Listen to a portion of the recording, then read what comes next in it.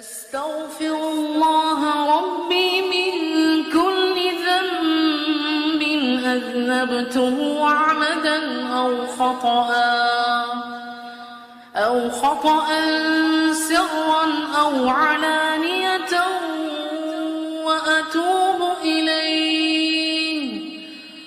وأتوب إليه من الذنب الذي أعلم ومن الذنب الذي لا أعلم